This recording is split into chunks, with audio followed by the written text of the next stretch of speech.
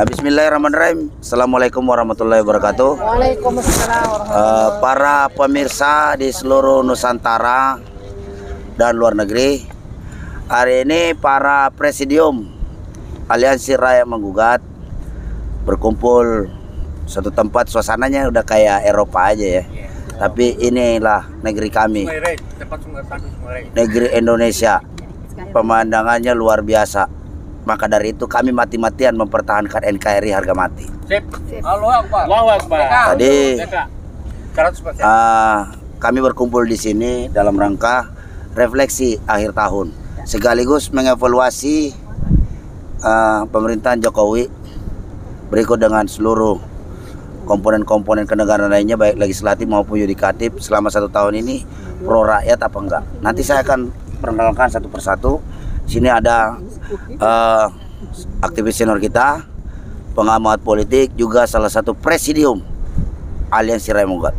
Bang Muslim, apa kabar Bang? Baik, alhamdulillah. Assalamualaikum warahmatullahi wabarakatuh. Waalaikumsalam. Di samping beliau adalah aktivis perempuan yang selama ini aktif mengikuti agenda-agenda aksi RM. Beliau adalah Ita Pakpahan. Gimana Bu? Sehat Bu? Alhamdulillahirrabbilalamin. Kemudian ini ada sore nih Bang Edi, agak geser ke sana. Ini ada ini Bang kita ini presidium ARM juga. Beliau adalah Bang Edi Supriyadi. Mana Bang? Assalamualaikum warahmatullahi wabarakatuh. Waalaikumsalam. Nah, kemudian ini ada tokoh masyarakat Banten, Mas, penulis andalan kita ini, ya kan, juga salah satu presidium Aliansi Rakyat Menggugat, Ibu Ida Nurhaida. Gimana kabar Bu? Kabar baik, alhamdulillahirrahmanirrahim. Assalamualaikum warahmatullahi wabarakatuh. Waalaikumsalam. Di samping Bu Ida, ya kan, ini biasa dia ini duaan terus nih soal metan gitu kan. Beliau juga salah satu presidium dari Aliansi Rakyat Menggugat, adalah ketua Geprak. Itu Bu Menu. Ya. Assalamualaikum. Kita jadikan tahun 2022 menjadi kebangkitan perempuan. Allahu Akbar. Nah, yang di belakang itu lagi sibuk sekali. Bu beliau ini jauh-jauh dari Bandung. Tadi udah keluarganya di Bandung. Sementara hadir dulu di acara Kopdar ini. Salah satu presidium juga, Ibu Marina Hadijah. Halo, apa kabar teman-teman pejuang? Semangat selalu, tetap bersama ARM. Nantikan acara-acara kami di bulan Januari 2022. Allahu Akbar.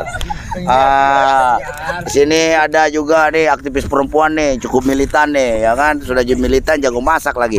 Tapi tadi sambalnya kepedesan Bos. Aduh, nggak apa-apa. Ya itu kayaknya itu karena pedes banget ya kehidupan rakyat ya. Udah pedes. Ya, ini saya kenalkan Ibu Desi dari Gorontalo. Assalamualaikum warahmatullahi wabarakatuh. Semoga tahun depan, tahun 2022 adalah kebangkitan dari bangsa Indonesia yang bisa lebih maju dari tahun-tahun sebelumnya. Dengan bersatunya kita rakyat Indonesia dan emak-emak bersatu untuk memperjuangkan hak-hak negeri ini dan juga masa depan anak-anak kita. Amin. Nah, ini ada juga nih aktivis perempuan, emak-emak militan juga nih, aktivis angkatan 89 ya. Nah, Ibu Tita. Assalamualaikum, selamat siang. Bagaimana liburan nanti? Kita sambut tahun 2002 dengan semangat yang lebih gede buat kemajuan bangsa dan negara. Alhamdulillah. Pertanyaannya, liburan memang punya duit?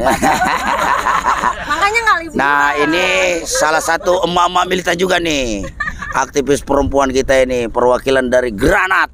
Waduh, Ibu Diana.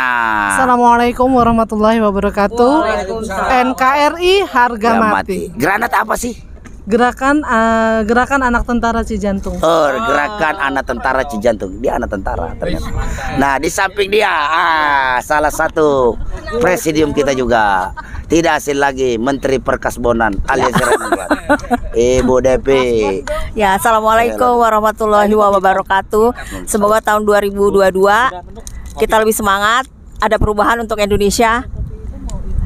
yang lebih baik. Hah? Yang lebih baik. Yang lebih baik pastinya. Allahu Amin, Akbar. amin, amin. Allahu Akbar. Nah, nih tidak asing lagi. Ini salah satu presidium Aliansi Rakyat Menggugat, pemilik termos pink. lagi ngaduk kopi gitu kan, dengan suasana santai. Nah, kita perkenalkan ini Mas Dimas, silakan memperkenalkan diri. Saya halo dulu. Assalamualaikum warahmatullahi wabarakatuh. Hai, apa kabar rakyat Indonesia? Ya kan? Rakyat 62 gimana, lagi stres kan? Stres kenapa? Stres kenapa?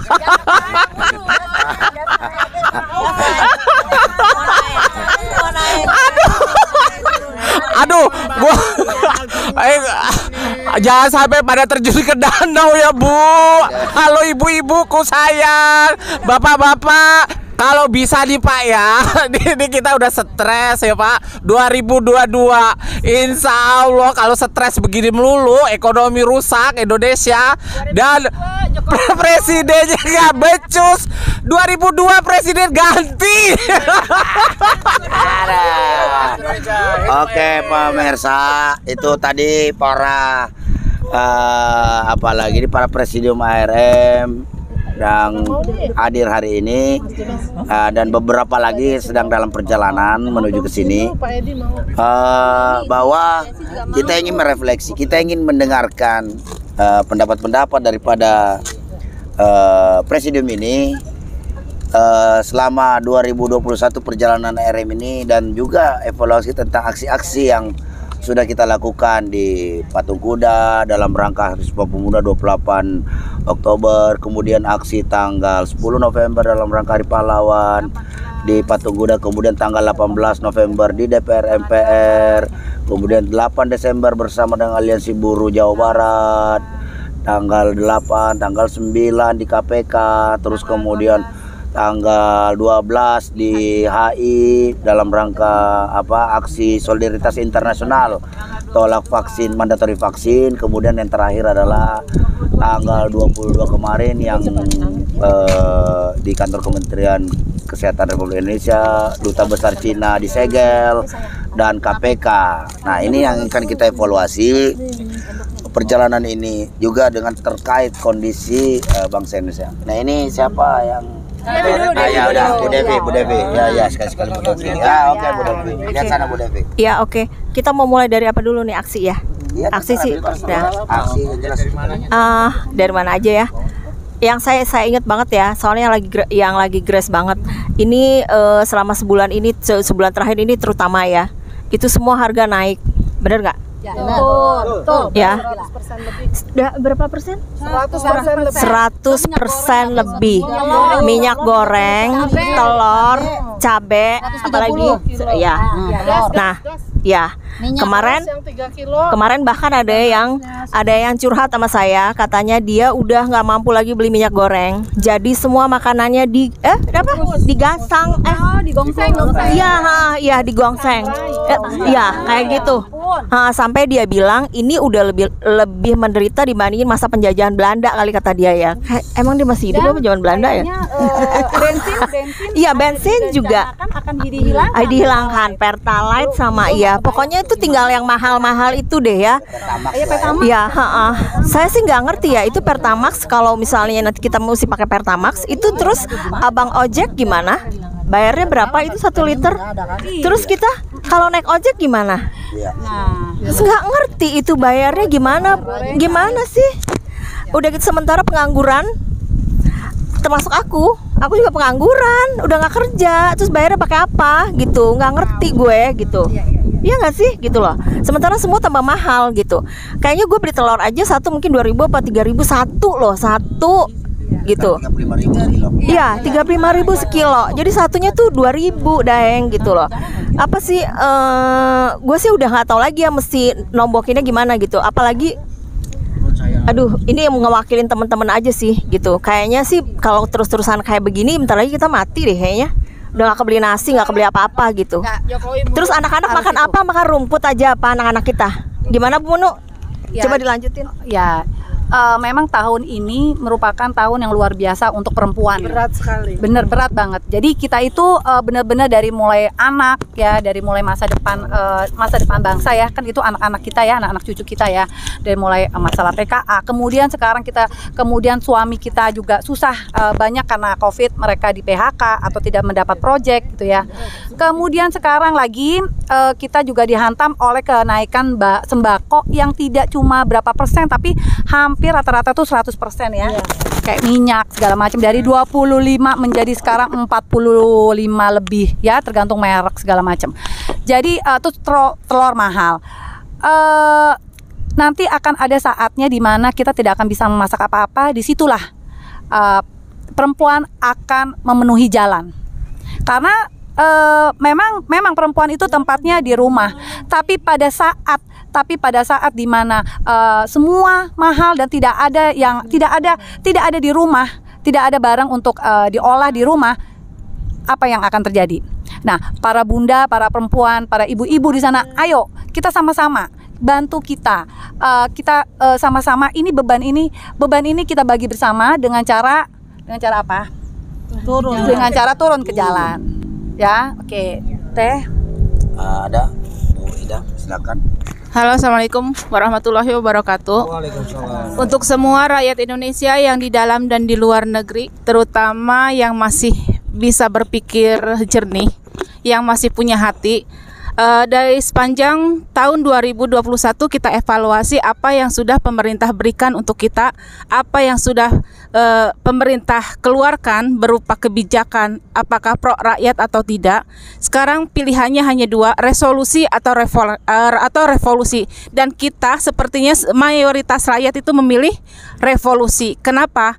Karena semua kebijakan yang dikeluarkan ke pemerintah tidak pro rakyat. Apalagi di akhir-akhir ini, di bulan-bulan ini, kebijakan yang berupa terhadap ekonomi, pendidikan, kemanusiaan dan lain-lain itu sudah menginjak nilai-nilai kemanusiaan rakyat. Harga Pertalite dan Pertalite dan premium yang diadakan, harga bahan pokok semakin melambung, kebijakan tentang pendidikan juga dihantam, lalu ulama juga tetap dikriminalisasi, aktivis tetap dibungkam, sangat dibungkam. Sedikit bersuara langsung dihajar, sedikit bersuara langsung dipidanakan. Kita bisa apa kalau tidak revolusi? Sekarang apa yang akan kita lakukan di tahun 2022? Nanti kita akan bahas di sini bersama teman-teman semua. Ingat, ARM adalah Aliansi Rakyat Menggugat. Kami tidak dibackingi oleh siapa-siapa, tidak juga untuk mengusung siapa-siapa. Pure, ini gerakan rakyat dari kelas bawah ya, grassroots, independen. Dan pikiran kita tetap satu, Jokowi mundur. Karena apa? Karena itulah sumber masalahnya. Satu sumber masalah adalah Jokowi. Bapak Jokowi, mohon maaf, Anda harus mundur. Jika tidak, kita berikan semuanya kepada rakyat, jalan apa yang akan mereka ambil. Itu saja. Assalamualaikum warahmatullahi wabarakatuh. Ya, itu tadi pembukaan dari Bu Ida. Silakan Bu Ida. Assalamualaikum warahmatullahi wabarakatuh. Waalaikumsalam Bu Ida. Sekarang sudah memasuki 2022 ya, besok ya. Besok. Apa yang telah dilakukan oleh pemerintah, terus rakyat udah tercekik ya buat emak-emak ya, tahun 2021 ini ya, menjerit. Sembako naik, apa-apa naik. Untuk saatnya emak-emak, yuk bangkit 2022 bersama-sama dengan kami, emak-emak yang tadinya di rumah, kita turun ke jalan. Come on. Oke, terima kasih. Nah, Pak Edi, silakan Pak Edi. Assalamualaikum warahmatullahi wabarakatuh. Pak Jokowi, Anda jadi presiden sejak tahun 2014. Sejak itu pula harga-harga naik. Penanganan hukum lebih tajam ke bawah tapi tumpul ke atas. Bayangkan Habib Rizik Syihab dengan tuduhan prokes sementara, Bapak sendiri sering tidak pakai masker, langgar prokes. Para pejabat negara juga seperti itu. Mengapa Anda begitu jolim kepada Habib Rizik, kepada umat Islam? Terus kasus kilometer 50, begitu ganasnya, sudah terang benderang. Itu berarti Bapak sudah tidak bisa lagi mengendalikan pemerintahan. Sebaiknya mundur aja, Pak. Harga-harga naik. Coba tahun ketika Bapak SBY jadi presiden, itu Bu Puan melihat harga kenaikan BBM, dia nangis. Tapi sekarang Anda jadi ketua DPR, Anda diam aja tuh. Harga-harga BBM naik, Pertalite saya dengar akan dihapus, jadi tinggal Pertamax. Harga-harga kebutuhan pokok juga naik. Minyak goreng yang 2 liter sudah 40.000. Telur naik. Dan lagi kriminalisasi terhadap umat Islam. Kalau mau mendekati bulan puasa dan lebaran, ada PPKM. Tapi mengapa pada saat tahun baru dan Natal PPKM bisa hilang? Berarti sebetulnya itu Covid itu apa sih? Itu virus atau permainan politik? Kami tidak benci dengan umat Kristiani, kami baik. Di grassroots, di lapisan bawah kami damai. Dengan yang keturunan Cina juga kami baik. Dengan yang beragama lain juga kami baik. Ini hanya permainan di atas elit politik yang mempermainkan, merusak negara ini. Anda sudah tidak mampu merusak bangsa ini. Nah, kepada seluruh bangsa Indonesia, baik muslim maupun yang non muslim, sadarlah, kita sedang diacak-acak. Mari kita rebut kembali kemerdekaan. Di Indonesia sekarang sudah tidak merdeka lagi. Negara ini sudah tidak berdaulat lagi. Mari kita rebut kembali. Mari kita turun ke bawah. Apabila Bapak tidak turun, ya mari kita turun semua. Aksi jalanan. Ya, kami mohon agar Bapak segera mundur saja. Demikian harapan dari saya. Assalamualaikum warahmatullahi wabarakatuh. Merdeka! Merdeka! Waalaikumsalam warahmatullahi wabarakatuh. Nah, ini masih ada nih 2 mama belum ngomong. Bu Desi. Assalamualaikum warahmatullahi wabarakatuh. Salam. Ya, saya di sini dari emak-emak, salah satunya saya emak-emak pedagang UMKM ya. Saat ini saya merasa benar-benar sulit banget karena semua kebutuhan pokok itu semuanya naik. Sedangkan saya nggak bisa menaikkan harga nggak bisa saya naikkan. Sedangkan bahan-bahan itu naik semua. Jadi dengan sangat terpaksa udah 3 bulan ini saya nggak pernah lagi berdagang. Karena apa yang saya mau bikin itu pasti nggak laku gitu kan. Karena harganya pasti mahal. Saya juga apa untungnya gitu. Jadi saya berharap semoga tahun 2022 nanti harga-harga bisa turun. Dan yang pasti Pak Jokowi sebagai presiden harusnya memperhatikan rakyat dan emak-emak ini ya. Karena kan emak-emak ini ibaratnya pondasi bangsa ini. Semua kebutuhan rumah tangga dan semuanya kan emak-emak yang mengurus. Nah, kalau rumah tangga aja kita sudah tidak bisa makan, anak-anak udah nggak bisa ibaratnya kebutuhan gizinya nggak bisa tercukupi, mau jadi apa bangsa ini? Jadi tolong dengan legowo Pak Jokowi untuk mundur dan kabinetnya bisa mundur dengan legowo gitu loh, bahwa bangsa ini udah nggak berhasil memimpin Indonesia gitu. Karena keberhasilan pemerintah itu bisa dilihat dari harga-harga sembako. Kalau sudah tidak bisa mengendalikan harga kebutuhan pokok, berarti pemerintah bisa dinyatakan gagal memimpin. Berarti presiden gagal dong. Ya betul, gagal. Bukan semua pemerintahannya, semuanya, kabinetnya sampai kepala daerahnya pun nggak bisa memimpin dengan baik. Jadi tolong buat para pemerintah sadar diri. Udahlah Pak, kita udah muak dengan situasi saat ini, dengan kesulitan ekonomi rakyat yang tambah hari tambah sulit. Jadi semoga 2022 Pak Jokowi ada perubahan ya, dengan mau mundur benar-benar dengan terhormat gitu loh. Jadi ya begitulah menurut saya. Bu Desi, kalau misalnya dia nggak mau turun, tuh pejabat-pejabat negeri ini yang nggak mau turun, itu ada danau Pak. Jadi latihan coba terjun ke danau. Udah Bu Diana dulu aspirasinya. Assalamualaikum warahmatullahi wabarakatuh. Salam. Waalaikumsalam. Kenalin dulu dong, ini Bu Diana. Jadi dulu tahun berapa mantan Ratu Kebaya Cijantung. Ya Bu nih, ya kan lihat dong senyumnya kan, ikut ya kan.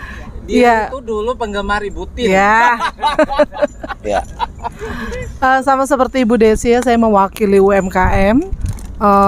UMKM itu banyak yang berhenti berjualan karena memang harga-harganya sudah tidak masuk akal untuk mereka berjualan lagi gitu. Jadinya tidak ada jalan lain. Iya. Kegedean modal. Modalnya harus lebih banyak lagi, sedangkan mereka hanya bertumpu pada berdagang tersebut gitu. Mata pencahariannya tidak ada yang lain selain berdagang. Tapi kalau sembakonya mahal, mereka sudah nggak tahu lagi mau bagaimana. Capeknya doang ya, kagak Iya. ada untung ya. Capeknya doang. Modalnya ikut ngutang juga dong ke Jokowi dong. Iya. Kan modalnya 100, jualnya 50. Kagak. Ya udah. Jadi utang 50. Iya. Utang rakyat. Tanya Tita. Ini nih, tidak susah banget. Ya. Saya Tita, saya presidium ARM. Kalau menurut saya pribadi ya, sebaiknya Bapak Presiden Jokowi segera deh mengambil jalan yang terbaik untuk mundur.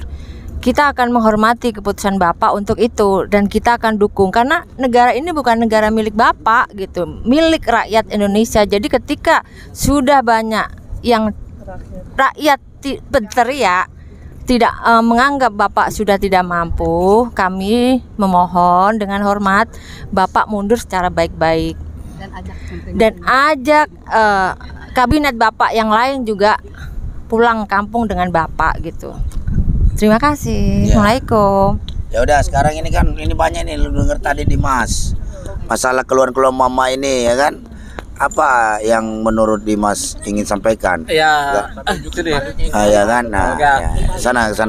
Jadi gini, setelah saya amatin ya kan, saya merenung, saya ambil air di danau ini, keluarlah gambaran di Indonesia selama ini. Ternyata Pak Daeng, Indonesia itu kehilangan akal sehat dan kejujuran, ya kan? Ya ampun, ya Allah, terima kasih. Saya di sini dapat wangsit, dapat hidayah dari Allah. Ternyata Indonesia itu, nih, baca Pak Jokowi, Indonesia kehilangan akal sehat dan kejujuran. Tanya sama pribadi Bapak Presiden jujur atau Bapak Presiden bohong? Gunakan Pak akal sehat Bapak untuk mengayomi negeri ini, ya kan? Pimpin negeri ini dengan hati, dengan kejujuran. Rakyatmu bukan untuk ditindas, Pak, bukan kelinci percobaan. Nyawa rakyat itu mesti dilindungin. Satu lagi, kalau Bapak nggak mampu jadi presiden, Pak, cobalah Pak belajarlah ikhlas. Saya sudah ikhlaskan Bapak turun jadi presiden.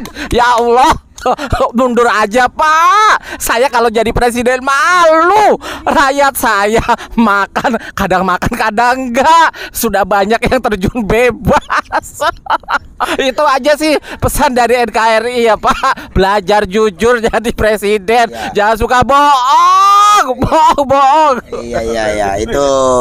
Itu tadi aspirasinya dari apa lagi ini, suara rakyat. Jadi menarik juga sebenarnya tadi itu yang disampaikan oleh Mas apalagi ini wangsitnya Dimas itu terinspirasi santri Dacin. Itu Indonesia kehilangan akal sehat dan kejujuran. Jadi memang hari ini problematika yang dihadapi bangsa Indonesia ini bermacam-macam.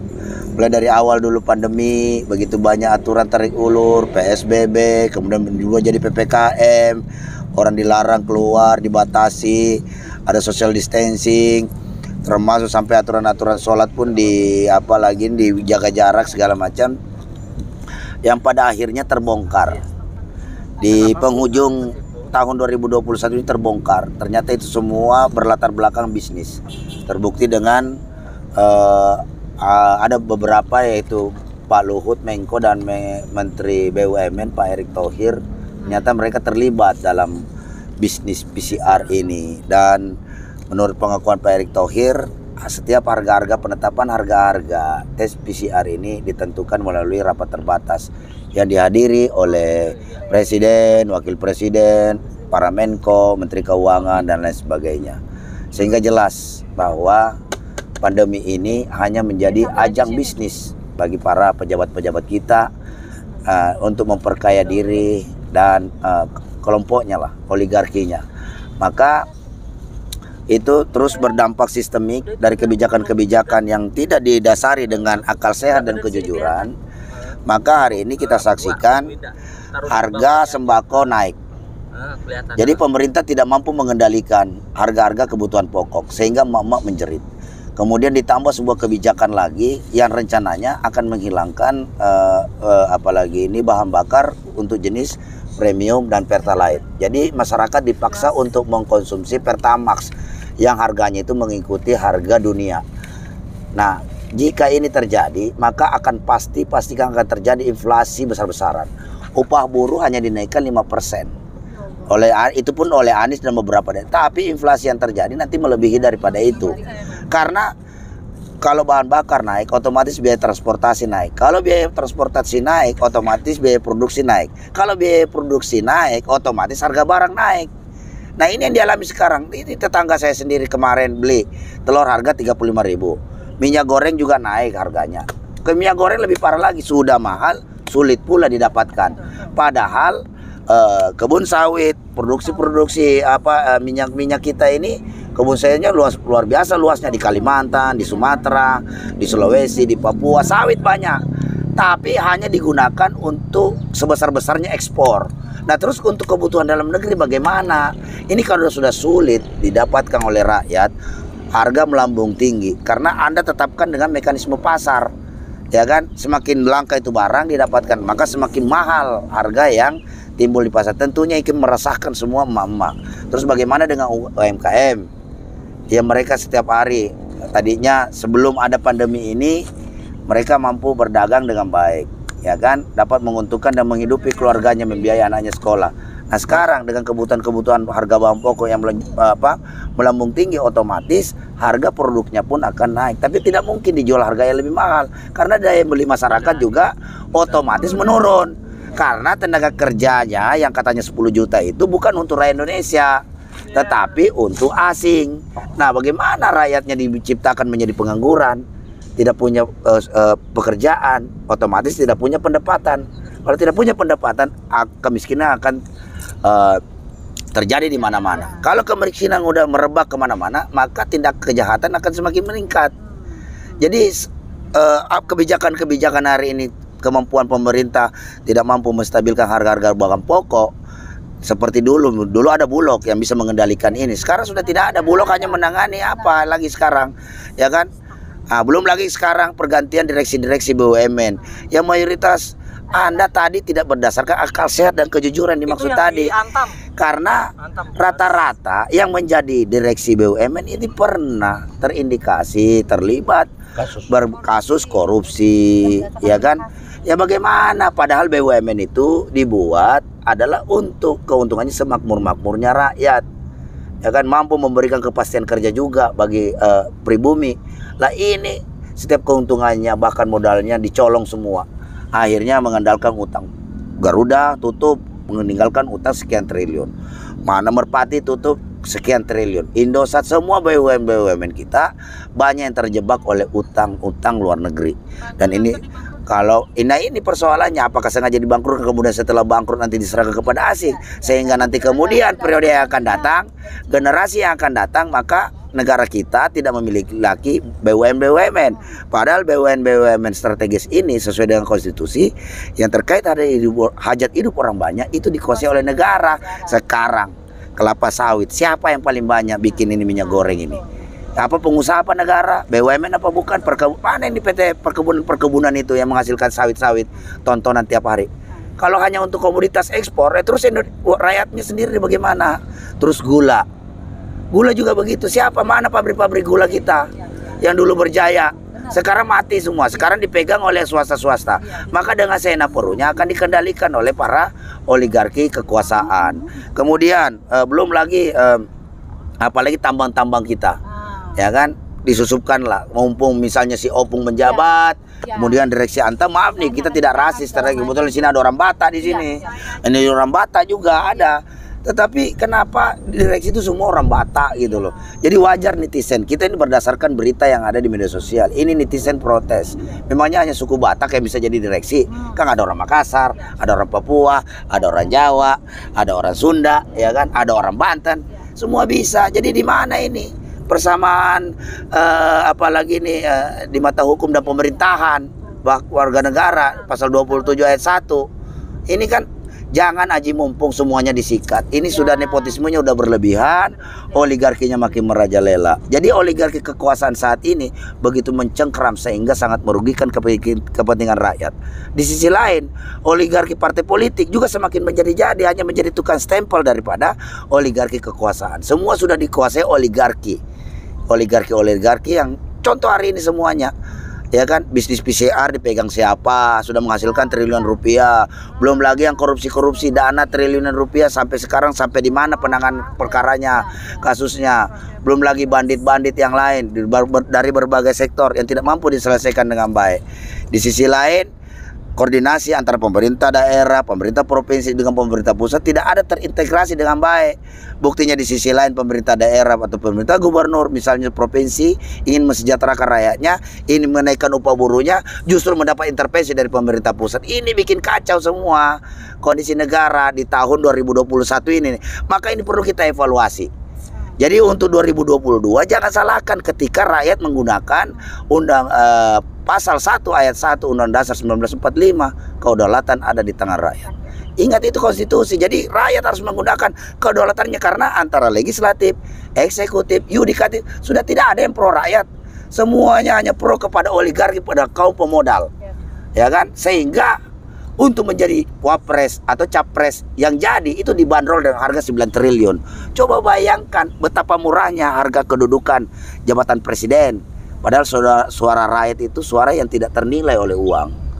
Ya kan? Bayangkan ketika jabatan presiden, wakil presiden dihargai 9 triliun, otomatis dia menguasai TNI, Polri, beberapa Menko, kementerian, BUMN, direksi, sampai para apalagi ini komisaris utama setiap BUMN, semuanya adalah diserahkan kepada tim ses yang merupakan kaki tangan para oligarki yang pada akhirnya akan menghamba kepada oligarki sendiri itu untuk mencengkeramkan. Nah, maka dari itu rakyat Indonesia sadarlah sesadar-sadarnya. Di akhir tahun ini kita merenung deh. Lu pada rakyat daripada lu mengeluh-ngeluh di medsos, kita juga pusing bacanya gitu loh. Ya kan, Anda marah-marah di medsos tidak menyelesaikan masalah. Seminar-seminar, diskusi-diskusi kita tidak anti terhadap forum-forum diskusi, webinar-webinar. Tapi Om Boya apa solusinya gitu loh. Ya kan? Seharusnya itu adalah kita itu kondisi hari ini saya mengutip peribahasa kawan saya, diam tertindas atau bangkit melawan. Mundur adalah sebuah pengkhianatan. Nah, perbuatan itu adalah pelaksanaan kata-kata. Jadi kalau you protes Presiden Jokowi di webinar-webinar, diskusi-diskusi, terus apa pelaksanaan daripada kata-kata itu? Konkretnya apa? Ya kan? Kan sudah jelas kedaulatan ada di tangan rakyat. Bagaimana mekanismenya secara konstitusional? Ya turun ke jalan. Itu kan sudah diatur dalam Undang-Undang Nomor 9 Tahun 98 tentang penyampaian pendapat di muka umum. Sampaikan, turun di jalan, protes bersama-sama. Jangan cuma rame di WA Group. WA Group itu tidak menyelesaikan masalah. Apa tuh diduga bahwa yang komen-komen di medsos itu yang tidak jelas itu hanya menimbulkan hoak, fitnah. Dan satu lagi yang berbahaya, menjadi pengecut. Anda menjadi pecundang bagi bangsa ini, pecundang bagi rakyat. Anda sudah menderita, masih diam saja, ya kan? Masih betah aja menderita, ya kan? Anda semua kemudian menjadi ahli menderita. Ketika ARM menyuarakan ayo turun ke jalan, Anda cukup jempol. Itu kan sama dengan Anda bagian rakyat-rakyat yang menjadi penitip nasib.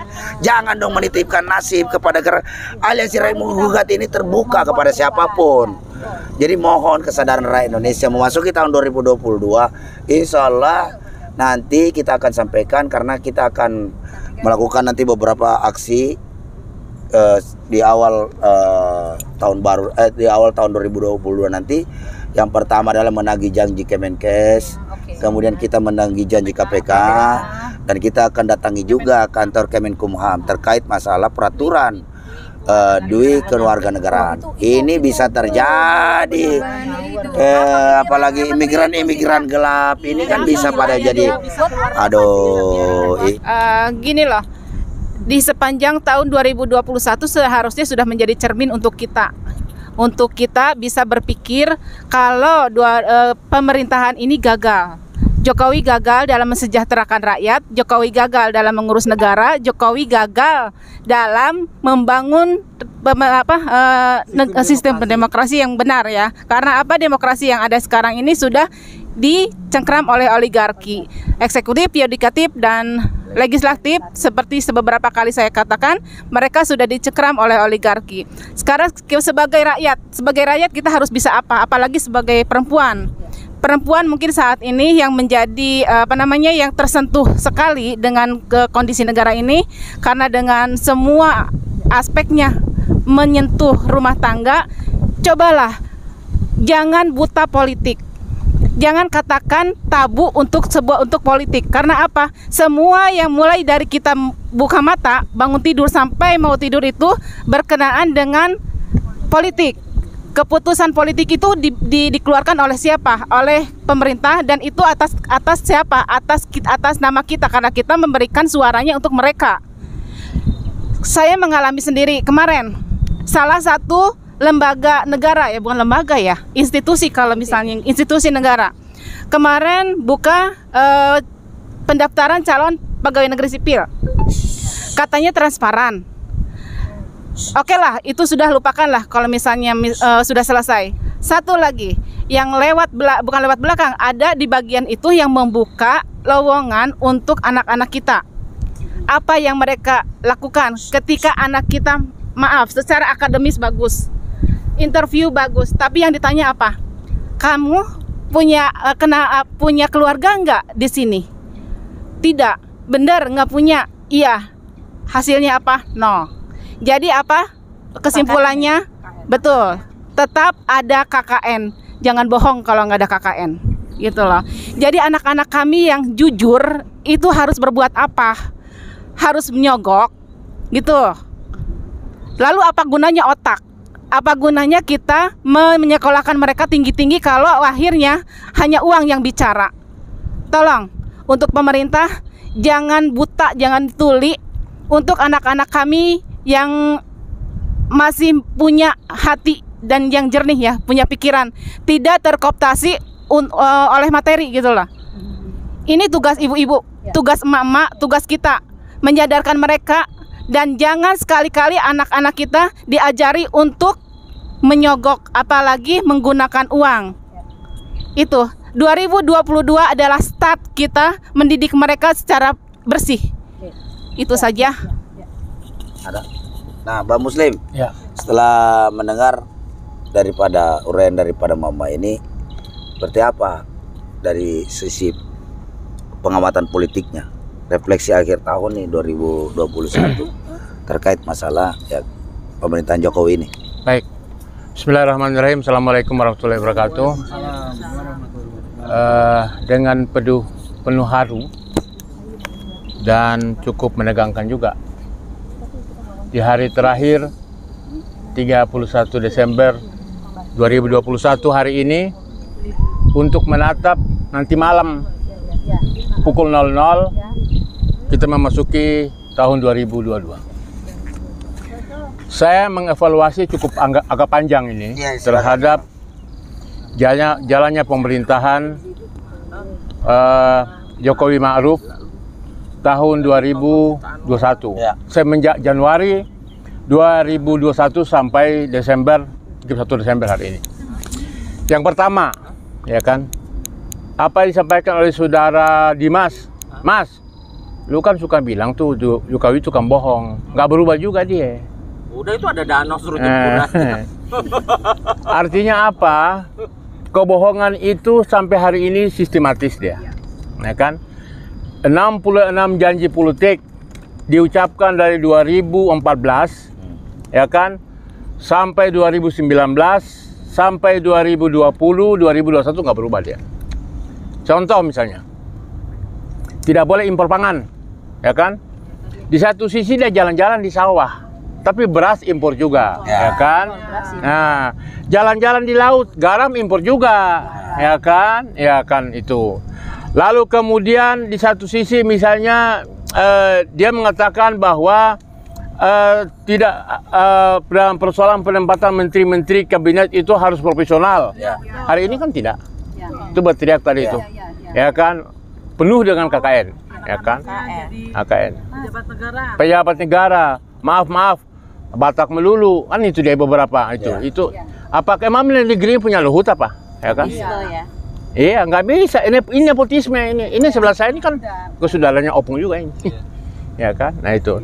Jadi dari sisi pertanggungjawaban moral sebagai seorang kepala negara, kepala pemerintahan, kalau dikatakan tukang tipu, berbohong, ingkar janji, harus malu, ya kan? Bahkan sampai di pertemuan G20 diprotes oleh Greenpeace yang dia mengatakan bahwa Indonesia tidak terjadi deforestation, tidak ada pembakaran hutan, diprotes oleh Greenpeace. Dikatakan tukang bohong. Ya, Kalimantan. Dan pembakaran hutan itu mengakibatkan, ya kan, terjadi perubahan iklim, ya kan, terjadi pemanasan bumi, ya kan, kemudian terjadi paru-paru dunia Indonesia ini, lalu kemudian terjadi banjir, terjadi rob, ya kan, di mana-mana, ya kan, mengakibatkan bencana, mengakibatkan penderitaan rakyat. Ini kan juga akibat janji politik, ya kan, dari janji politik dari 2014, 2019 sampai 2021 ini ternyata nol, tidak pernah. Nah, kalau sudah seperti ini, mestinya DPR kan harus punya malu.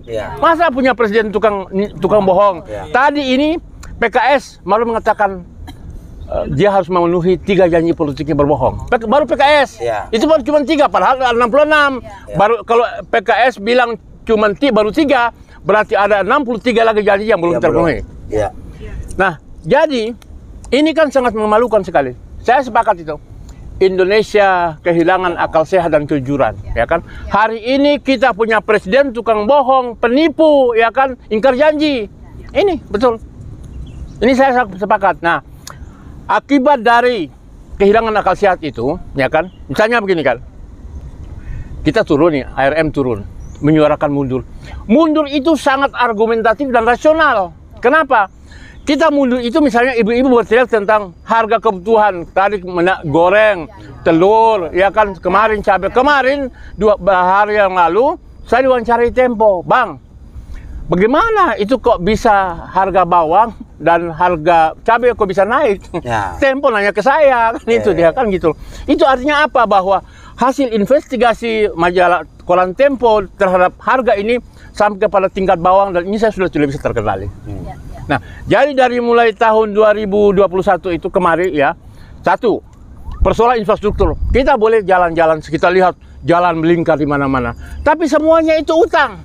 Dan itu menjadi beban, ya kan, menjadi beban untuk rakyat, menjadi beban untuk negara. Akibat daripada hutang itu akhirnya yang tadinya mesti disubsidi tidak disubsidi, ya kan? Kemudian yang artinya tadinya hutang itu tidak digunakan untuk kepentingan menyejahterakan rakyat, ternyata untuk bangun infrastruktur. Infrastruktur dibangun, bangun bandara di Majalengka. Sekarang jadi tempat jin buang anak, ya kan? Bandara di Sudirman sana lapangan Sudirman di Purwokerto sekarang sepi. Bangun tol dengan harga mahal dijual dengan harga murah, ya kan? Nah, Bandara Medan juga udah Bandara Kuala Namu dibangun dengan mahal, sekarang menjadi sepi. Nah, jadi sepi ya. Yang ngelola India loh, Bu. Iya, orang India. Ya, tapi masalahnya itu adalah mereka kan orang asing kan. Kenapa bisa gitu loh? Kan gitu. Gua heran loh. Maksudnya gini ya, pemimpin di negeri ini, pejabat-pejabat negeri dulu kan pernah sekolah ya, Pak. Bapak pernah baca itu Undang-Undang 45 ya kan? Diajarin Pancasila. Bapak tidur ya, Pak ya?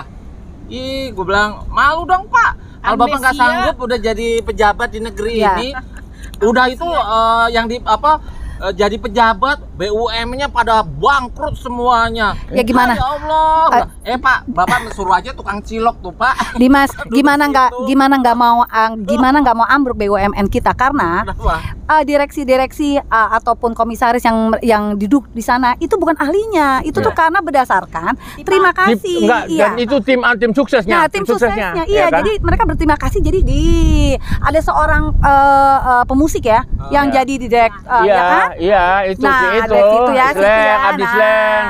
Ya kan? Jadi komisaris juga. Ya, kan jadi gitu ya, gitu jadi lah. bagaimana kan ada istilah serahkanlah kepada ahlinya. Iya. Nah, kalau ini aja Bukan kepada ahlinya, bukan pada ahlinya, berantakan. ya inilah yang Ya. terjadi. Bu Menu, itu memangnya apa nggak malu ya? Itu presiden serasa kayaknya ini warisan dari keluarganya tuh negara ya? Iya, Dia merasanya kayak begitu. iya begitu. Dan itu adalah dinasti politik. Dan itu bertentangan dengan konstitusi kita, ya kan? betul. Reformasi 98 itu diantaranya anti KKN. Sekarang KKN menjadi subur, ya kan?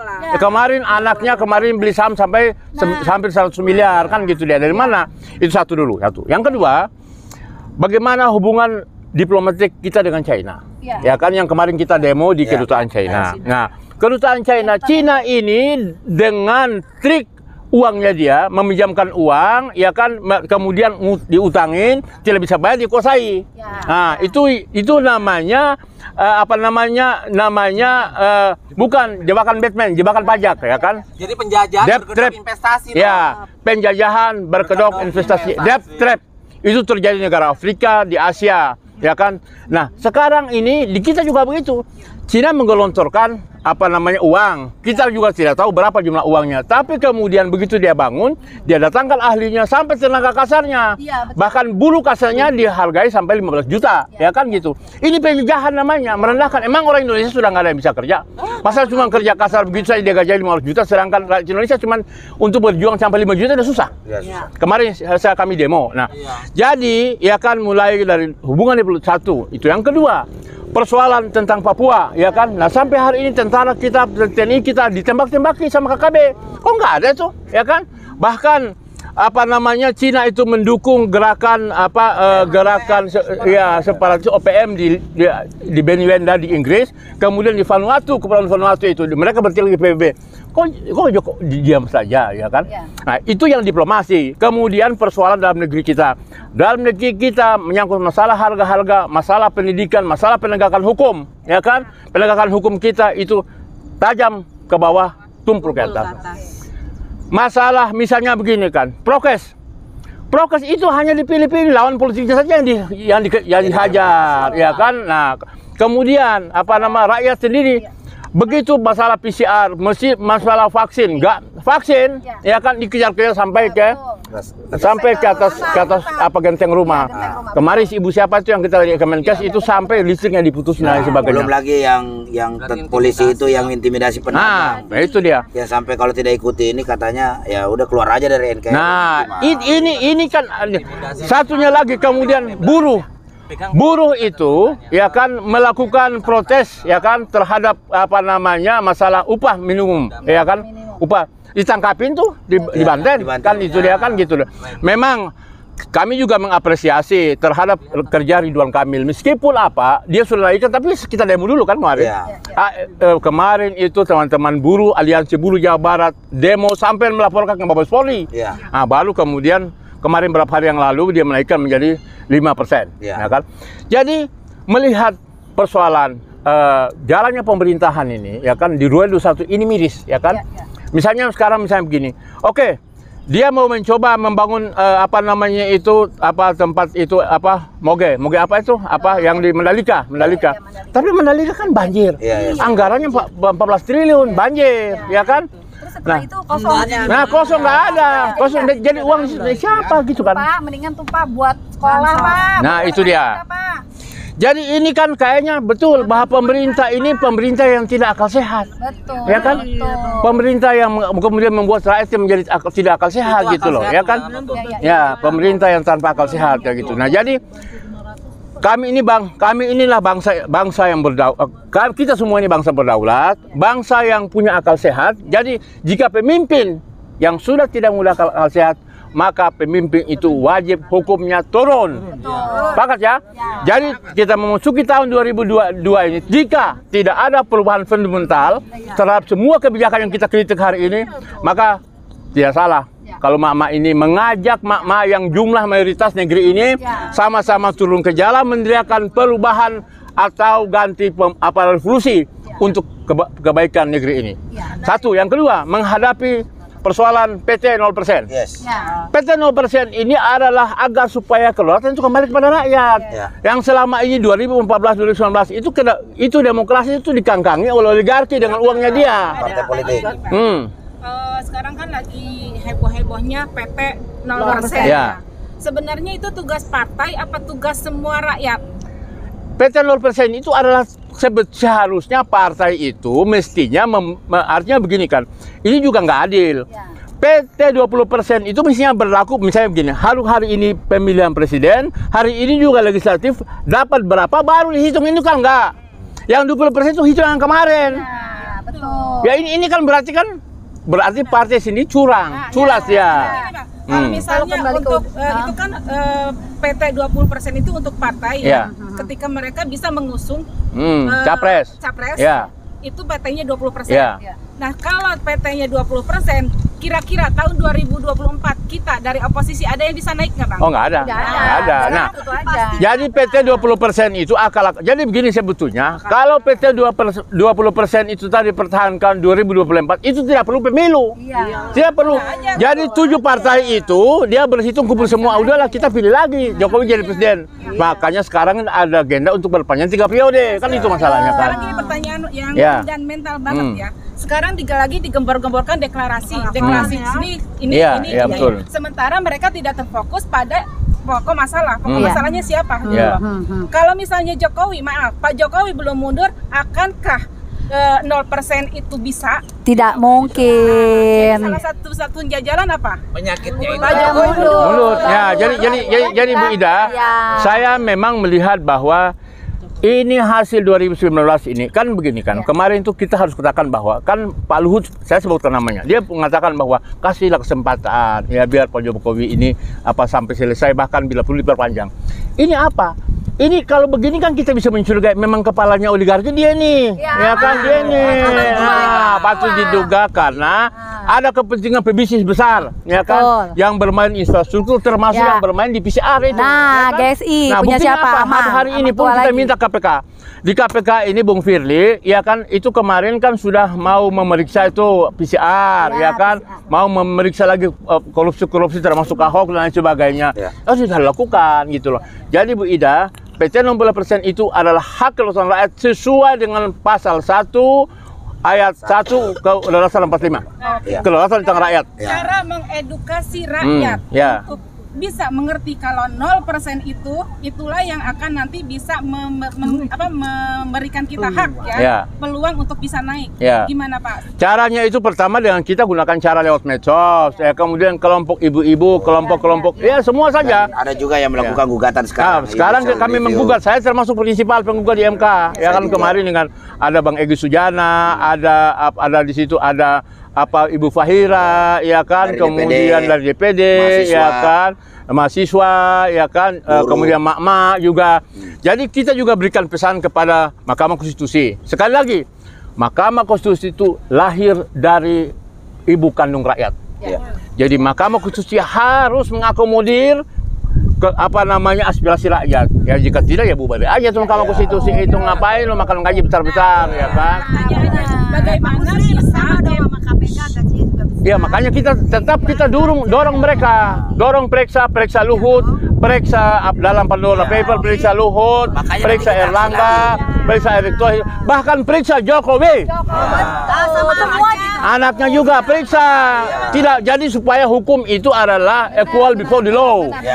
Siapapun. Bagaimana bisa MK memutuskan 0% kalau rakyat tidak turun? Nah ya itu, jadi perlu dikawal. Betul. Jadi gugatan nanti itu. Dan yang penting juga kan itu peran serta dari partai untuk mendesak MK menjadikan 20% menjadi 0% kan? Jadi partai itu tidak hanya di medsos, hanya di pernyataan menyatakan saya mendukung 0%, sementara dia sendiri tidak terjun. Makanya itu, rakyat perlu untuk kembali merebut kedaulatan rakyat itu harus datang ke MK rame-rame untuk mendesak agar PT 0%.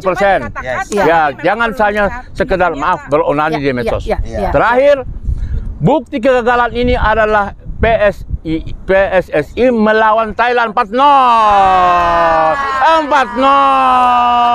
Ini bukti kegagalan semua, ya kan, hukum rusak, ekonomi rusak, demokrasi rusak, demokrasi. Mudah-mudahan mak tidak rusak. Assalamualaikum. Ada yang belum tersentuh? Ada nih, ada lagi. Jadi kawan-kawan sekalian, terkait masalah presiden threshold 0% ini memang penting kita juga sampaikan di forum ini, karena hari ini yang terjadi ada dua oligarki. Satu oligarki kekuasaan yang dikuasai oleh representasinya adalah Jokowi. Itu oligarki kekuasaan.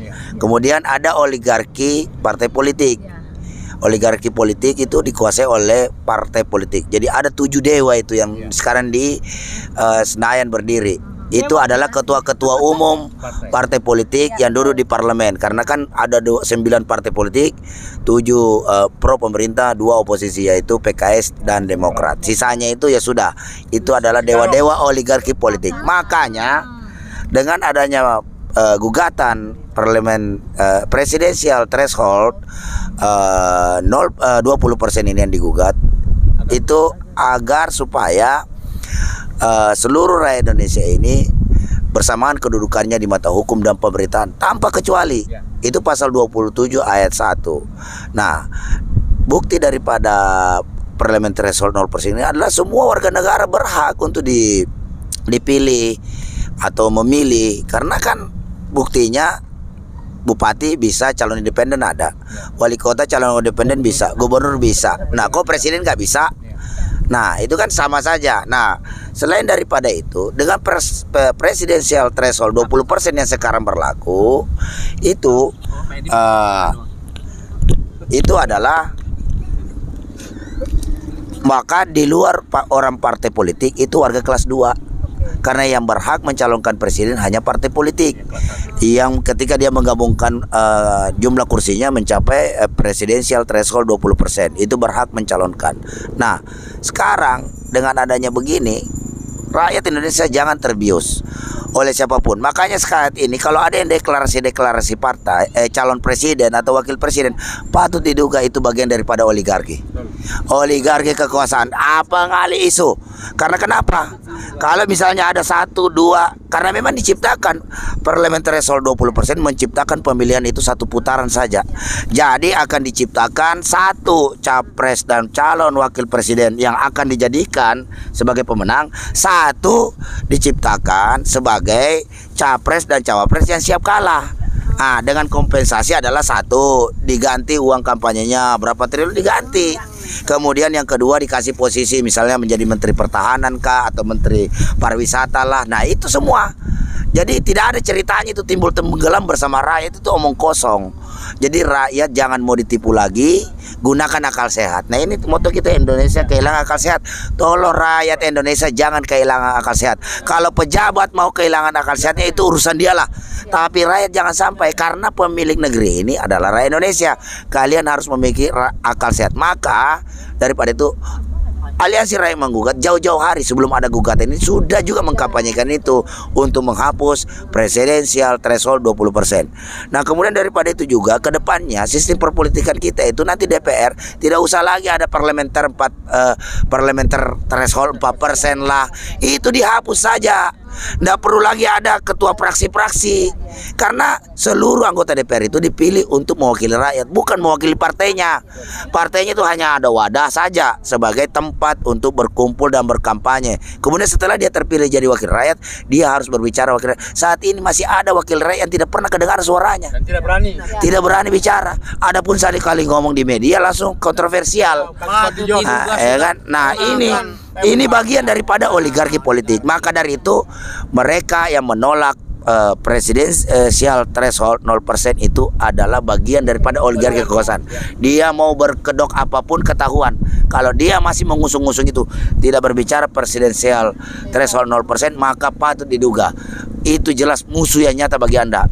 Munafik, pengkhianat rakyat. Jadi kita akan mendesak seluruh rakyat Indonesia harus bersatu padu turun ke jalan untuk mendesak MK agar mensahkan, memenangkan gugatan judicial review 0% dan presidensial threshold 20% harus dihapuskan dalam tempo yang sesingkat-singkatnya demi kepentingan rakyat Indonesia. Nah, kemudian Bang Deng, ya silakan. itu loh, gua mah heran negeri ini ya. Ya ampun, itu kan hasil presidensial threshold Ya. 20%, habisnya triliunan, hasilnya kualitasnya ya ampun. Ini ngapain kalau menghasilkan pemimpin yang tidak pinter, ya kan, pelongo-pelongo, ya kan, ibarat kasarnya ya, kejujurannya nggak ada, habis uang triliunan. Mendingan gini aja, kalau ada 2 calon, suruh aja tarung di danau, kasih buaya, yang menang itu jadi presiden. Jadi memang itulah yang diinginkan oleh para oligarki kekuasaan, oligarki politik adalah untuk menciptakan pemimpin-pemimpin yang tidak kredibel, mampu diatur oleh kaum pemodal, mampu menjadi boneka-boneka asing di negeri kita. Maka dari itu kita harus membuka seluas-luasnya. Banyak Pak putra-putri terbaik bangsa ini yang siap memimpin bangsa ini. Masih banyak karena mereka akan mencoba menjegal semua calon-calon pemimpin bangsa kita ini yang pro rakyat. Jadi akan dijadikan menjadi presiden, pengambil kebijakan adalah orang-orang yang pro kepada pemodal. Nah, selain daripada itu, tadi rakyat diharapkan akal sehat. Nah, sekarang dibutuhkan kejujuran. Finlandia itu bukan negara muslim, ada di negara Eropa Barat sana. Dia hanya bermodalkan kejujuran. Hari ini dia tercatat sebagai negara paling bahagia di dunia, nomor 1. Bayangkan, berarti kita yang mayoritas umat Islam di Indonesia ini katanya rahmatan lil alamin perlu belajar. Berarti di Indonesia saat ini banyak yang tidak jujur. Bagaimana mungkin Anda mau bersikap adil kalau Anda tidak jujur? Bagaimana Anda mau bilang ini mengambil keputusan yang benar kalau Anda tidak jujur? Maka kata Benjamin, jujur biar hidup nggak hancur. Kata bapaknya Sidol, anak sekolahan tuh, almarhum Benjamin S bilang begitu. Jujur biar lo hidup lo nggak hancur. Nah, kejujuran menjadi penting sebagai modal dasar membangun bangsa ini. Karena di dalam sebuah kejujuran itu insya Allah akan menghasilkan sebuah keputusan-keputusan yang benar dan adil, sehingga mampu mensejahterakan dan menciptakan masyarakat yang adil dan makmur, juga berkeadilan sosial bagi seluruh Indonesia. Karena Pak, hari ini 76 tahun Indonesia merdeka, sudah 7 kali ganti presiden. Pasal 5 daripada Pancasila, yaitu keadilan sosial bagi seluruh Indonesia, adalah pasal yang paling menderita, pasal yang paling tidak bisa direalisasikan hari ini, dan pasal yang paling banyak dihianati.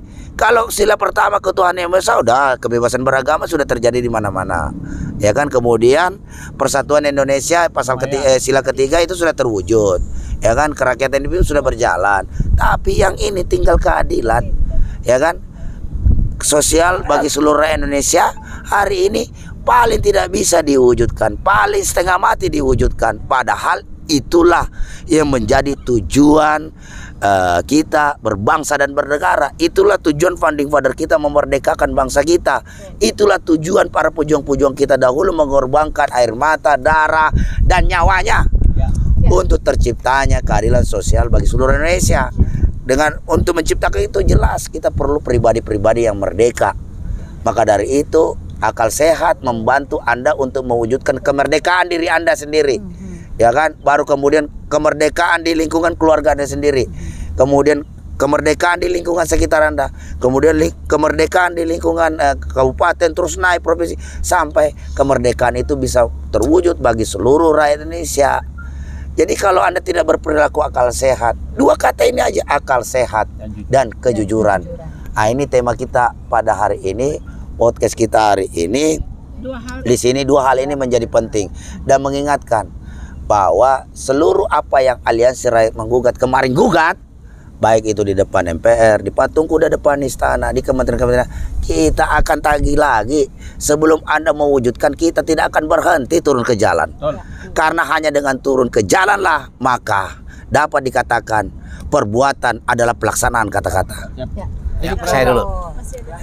Pak Jokowi, apa Anda tidak malu ya? Tidak malu Anda belum bisa mensejahterakan rakyat Indonesia. Hukum sudah diacak-acak, supremasi hukum udah hancur. Dan para pendukungnya itu malu dong. Kamu ini sudah ngerusak Indonesia. Apa yang sudah dihasilkan oleh Pak Jokowi? Minta 3 periode, dari mana ceritanya? Ayo, rakyat, seluruh rakyat Indonesia, jangan mau dibohongi, jangan mau diberi janji-janji palsu.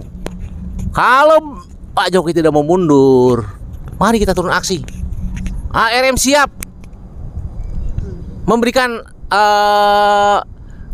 pemikiran dan memberikan solusi bagi bangsa ini untuk terlepas daripada kehancuran negeri. Adalah Jokowi Dan juga ini saya patut diduga ini, maaf ini, banyak bandara-bandara yang letaknya terpencil, ya, misalnya yang ada di Majalengka, lagi di Purwokerto yang sepi daripada penumpang, ya, itu patut diduga itu sebagai sarana untuk kedatangan tentara merah RRC. Udah sini be. Itu patut diduga. Datang. Pada rakyat Indonesia jangan mau ditipu. Negara lagi. kita, mari kita pertahankan negara kita daripada penjajah. Allahu Akbar, merdeka. Ini Aldo nih, selamat datang ya. Bang Daeng bentar. Ya, silakan. Ini Pak, punten ya Pak. Ini kan mau menyambut 2022 nih ya. Ini kita dikasih amanah sama salah satu rakyat Jakarta Utara nih ya Pak. Saya baca ini ya Pak, amanahnya ya Pak. Ya, amanahnya nih. Kepada Pak Polisi, Pak TNI tahun 2022, kalau pemerintahan ini zolim dan berlaku tidak adil kepada rakyat sebangsa dan setanah air, janganlah kalian diam terus mengikuti keinginan mereka. Istighfar Pak, sadar, lawan dan berontaklah demi rakyat sebangsa dan setanah air. Namun bila mereka baik dan benar, teruslah bersama rakyat, mengabdi untuk rakyat Indonesia. Salam dari rakyat Jakarta Utara, Pak. Udah, ini kebetulan nih ada Babe Aldo nih baru datang. Bu Ida mau dulu. Bu Ida. Ya Bu Ida. Ya silakan Bu Ida. Ini yang panjangan. Satu lagi yang saya lupa tadi ya, ini tentang moderasi agama. Moderasi agama yang sekarang bahkan karena didukung oleh tokoh-tokoh lalu mempelintir ajaran Islam yang mana boleh dikeluarkan, yang mana yang dihilangkan, yang mana yang dimunculkan. Hingga kemarin kita menuntut ke Menteri Pendidikan tentang Permendikbud 30 yang melegalkan LGBT dan seksual ya. Di kalangan perguruan tinggi itu tidak tersentuh sama sekali. Sampai detik ini tidak ada kabarnya mereka mau mencabut atau menunda atau menjadikan rancangan undang-undang dan akan menjadikannya undang-undang. Ini sudah akhir bulan tidak ada kabar. Terus yang kedua, kita akan tuntut lagi untuk itu, untuk Permendikbud nomor 30 tahun 2021 yang lebih digencarkan lagi, dipertajam lagi dengan moderasi agama. Apalagi ada aturan untuk setiap pelajar dari tingkat SMA, SMP dan tidak diwajibkan untuk menggunakan seragam salah satu agama. Itu tahun peraturan nomor 34 tahun 2014 dong. Itu udah masuk ke areanya Pak Jokowi ya. Iya, sudah ada di kebijakan beliau. Iya, sudah disuruh telanjang lah seperti itu dan kami tidak terima itu. Di tahun 2022 kami akan menggugat itu kembali. Kembali ke Babe Aldo selanjutnya. Ini kemarin kita kan aksi di Kemenkes dan kemudian kan ada janji daripada Kemenkes akan bertemu. Ya, saya tegaskan di sini kepada Menteri Kesehatan. Kami akan datang maksa Anda untuk bersepakat dengan rakyat. Tidak bisa dibiarkan. Anda sudah dikasih itikat baik katanya 14 hari kerja. Kerjanya kalau banyak liburnya gimana dong? Ya kan? Nah, ini kebetulan ada Babe Aldo di sini. Nah, untuk perkembangan update terkait masalah info COVID-19, nah di sini udah ada Babe Aldo nih. Biasa beliau baru datang habis roadshow dan Jumatan, kan Jumat, kan. Nah, itu saya persilakan Dinda Aldo untuk menyampaikan perkembangan terkini sekaligus evaluasi COVID-19 ini 2022 terus 2022 kita mau ngapain? Ya, oke, silakan. Assalamualaikum warahmatullahi wabarakatuh. Assalamualaikum warahmatullahi wabarakatuh. Ya, alhamdulillah sampai hari ini kami makin yakin bahwasanya kami benar. Iya. Ya, makin yakin karena berita-berita terakhir ini lucu juga ya, ada pernyataan Ibu Siti Nadia Tarmizi, Jubir Kemenkes. Iya. Bu, nanti kalau kita diskusi Ibu hadir ya. Iya. Ya, soalnya Ibu lucu banget gitu. Iya. Ya, banyak pernyataan beliau yang terakhir hari ini ya. Beliau ini sering mengatakan banyak tentang cara untuk melawan pandemi. Tapi lucunya pendapat beliau itu asumsi gitu. Nah, jadi ini kalau dibandingkan dengan data bisa asik diskusinya. Ya contoh hari ini Ibu Siti Nadia Tarmizi di Kompas mengatakan bahwasannya sebagian besar orang yang terkena Omikron itu adalah orang yang sudah menerima vaksinasi lengkap. Ya. Aduh, berarti kita sudah divaksin kena dong. Nah, makanya jadi yang justru tidak divaksin selamat dong. Nah, jadi terus ngapain tuh vaksin? Nah, jadi project lagi aja, korupsi lagi aja ya. Ya, sabar ibu-ibu, sabar, biar sampai selesai. Jadi vaksinasi lengkap. Yang sebagian kecil itu tidak dikatakan sudah divaksin sebagian atau tidak divaksin sama sekali, nggak diomongin itu. Ya, jadi masih ada kemungkinan. Yang lucunya adalah selama 2020, 2021 menggunakan cara yang sama untuk menghadapi pandemi. Ya. Tapi berharap hasil yang berbeda. Ini lucu. Iya. Kita kalau nih kan insya Allah akal sehat. Judulnya ini Indonesia kehilangan akal sehat dan kejujuran tuh. Iya, Indonesia kan. Jadi ini kan kayak contoh nih, saya ngambil analogi aja. Timnas Indonesia kemarin habis kalah 0-4. Ya, mudah-mudahan bisa deh, walaupun agak berat kita doa ya. Nah, kalau sudah pernah kalah 0-4, jangan pakai taktik yang sama. Iya dong. Nanti kalah lagi, kan gitu. Nah, ini 2020, 2021 itu aja taktiknya. Nah, kalau nggak prokes, 3M, 5M, vaksin, PPKM, pembatasan, hasilnya nggak ada perubahan. Hasilnya keuntungan pejabat naik MM-an. Nah, itu. Nah, itu tidak jujur. Ya kan? Ya, jadi kami akan terus meminta kepada Kemenkes ya dari ARM insya Allah, dan saya mengajak semua umat Islam dan semua umat beragama lain, rakyat Indonesia semua. Iya. Karena saya melihat hari ini juga intimidasi kepada aktivis ini makin tinggi. Iya. Iya. Babi Ade stop aparat mengintimidasi rakyat dan ulama. Iya. Jadi sabar, gimana gua suka kepotong minum kopi. Minum kopi. Kayak begitu, saudara-saudara. Dia kan biasa di podcast hening. Iya, ini dapat ruangan udah terang bertubi-tubi. Di sini 2 kalimat 1 paragraf balasnya. Iya, makanya ini kan baru mau diomongin. Iya. Harga cabai mahal, maklum. Iya, jadi iya. Oke, jadi sampai hari ini kita udah melihat intimidasi luar biasa. Ya, ulama-ulama kita diintimidasi sampai tadi pagi mau sholat Jumat, seorang Habib Bahar yang udah ada SPDP-nya, sudah ada pemanggilannya. Tadi pagi didatangi TNI. Nah, ini kan apa? Ini kan intimidasi namanya. Ya, jadi ayolah rakyat sadar. Ini pandemi ini semuanya. Dan kami makin mencurigai bahwasannya betul ada rekayasa genetika. Karena perilaku aparat, perilaku pejabat, perilaku rakyat sudah kayak bukan Indonesia. Jauh dari akal sehat. Jauh dari akal sehat. Apa kepentingannya mengintimidasi? Iya. Orang datang baik-baik ya diterima. Iya. Hanya karena ucapan yang opini lalu diintimidasi begitu. Nah, umat Islam mau sampai kapan tidur? Umat beragama mau sampai kapan tidur? Rakyat bangkit.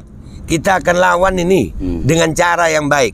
Yang pertama target kita adalah Kemenkes. Kemenkes, terus IDAI. Iya. IDAI itu juga sama. Iya. IDAI karena melalui sering juru bicaranya itu ngomong, termasuk dokter Pripim, Ikatan Dokter Anak Indonesia. Oh, dokter anak Indonesia. Ya, karena dia Pripim itu, dokter Pripim dia mereaksi atau memberikan pendapat kepada ini kalau di YouTube nanti di banned, jangan deh ya. Dokter Melon lah, ya penemu micin mRNA nih. Itu disalahkan sama IDAI ini. IDAI, penemunya disalahin. Waduh. Padahal produknya dipakai. Nah, produknya dipakai. Memang itu diduga itu sales marketing. Nah, jadi ya saya mengajak rakyat juga bersiap IDAI, bersiap. Kalau habis dari Kemenkes kami akan datang ke IDAI. Itu IDAI kantornya deketan situ ya? Iya, nanti kita carilah ya. Iya. IDAI karena kami juga mau pengen diskusi. Loh, dia bilang jelas-jelas loh. Anak-anak itu terpapar virus yang full. Satu tubuh virus full, itu tingkat kesembuhannya tinggi. Masa mau kena vaksin yang cuman spike-nya aja, proteinnya aja mau ada masalah? Loh, Bapak udah ngomong gitu, kenapa maksa vaksin? Iya.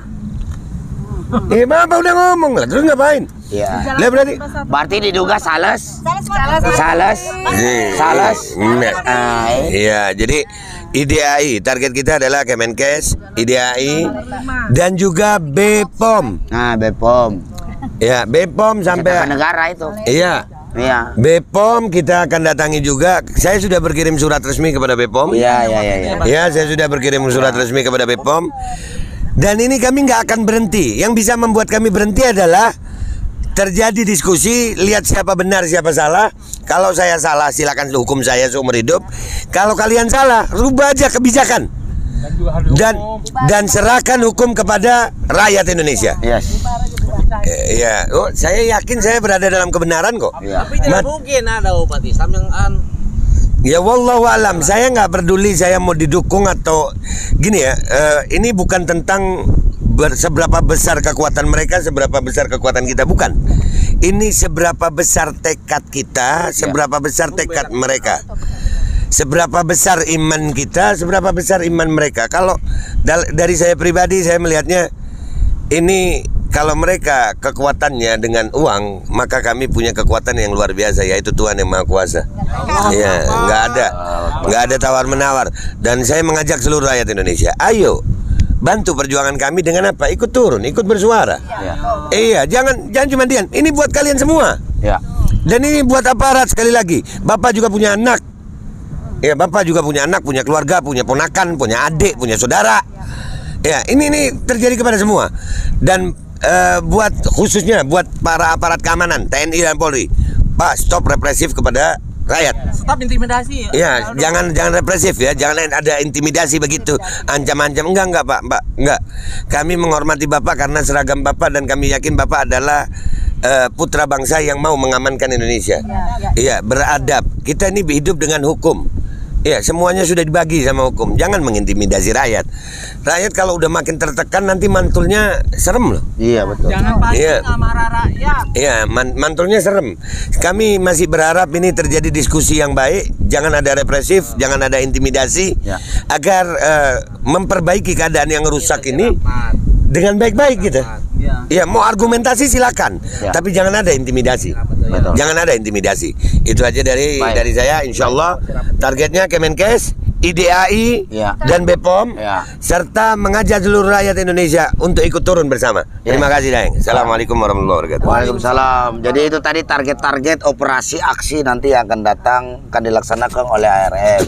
Tentunya kita tidak akan sampaikan di sini karena terkait masalah teknis dan juklaknya. Itu hanya tunggulah tanggal mainnya. Kata Bu Menu, tunggu tanggal mainnya. Karena solusi dari bangsa ini adalah Jokowi mundur. Itu karena para pejabat kita sudah jadi sales. Nah, itu para pemirsa di seluruh Nusantara dan tanah air. Ya, kalau program PPKM semua MM. Kenapa dipakai ini program mengatasi pandemi MM? Karena keuntungan bagi pejabat MM juga. MM-an. Gantung nggak Bang tuh? Ya gantung. Tuh, gantung mafia bisnis. Dan rakyat cuma dapat embernya doang. Ya, jadi para pemirsa seluruh Nusantara dan luar negeri, Karena waktu juga ada ini closing statement, silakan. Langsung aja gantung Oke, jangan lupa kita naikkan kembali PCR gate karena itu adalah kejahatan yang sangat sadis, ya biadab sekali. Dan kemudian kepada para pejabat yang berdasi yang suka selfie dan juga yang suka tiktokan, tolong Pak, rakyat sekarang sedang susah. Dan juga kepada ibu-ibu, kepada kaum perempuan yang di sana, masa depan bangsa ada di tangan kita loh. Mari bersama kita turun ke jalan, kita jaga anak kita. Ya, sebagai warga negara kita dilindungi oleh Undang-Undang 45. Jangan pernah takut. Ya, oke. Terima kasih. Yes, ya itu tadi closing statement dari Bu Menlu sekaligus menutup acara ini dengan harapan bahwa kedepannya Indonesia yang sudah kehilangan akal sehat dan kejujurannya dapat ditemukan lagi, ya kan? Ditemukan dengan tentunya tidak lupa juga kita harus terima kasih kepada Termos Pink ini karena ini yang menginspirasi sehingga Indonesia, judul kita Indonesia kehilangan akal sehat dan kejujuran berkat keajaiban daripada Termos Pink. Berarti Bang Deng, gitu ya. Bang Deng, berarti kita tuh agenda besok itu kita pasti akan ada roadshow-nya ya. Insya Allah. Jadi buat teman-teman seluruh di tanah air tentunya mudah-mudahan podcast ini bermanfaat, meningkatkan militansi dan keberanian rakyat untuk mewujudkan pasal 1 ayat 1 Undang-Undang Dasar 45. Kedaulatan ada di tangan rakyat. Selamat Marsuki tahun 2022 untuk yang lebih baik. Semoga harapan perjuangan Indonesia menjadi lebih baik. Selamat datang akal sehat. Ya. Itulah 2022. 2022. Tahun depan tahun akal sehat. 2022.